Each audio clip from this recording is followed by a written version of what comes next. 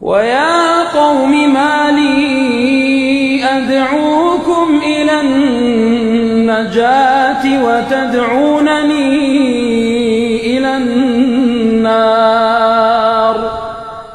تدعونني لأكفر بالله وأشرك به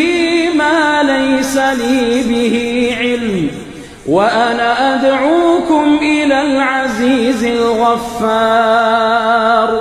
لا جرم أن ما تدعونني إليه ليس له دعوة في الدنيا ولا في الآخرة وأن مردنا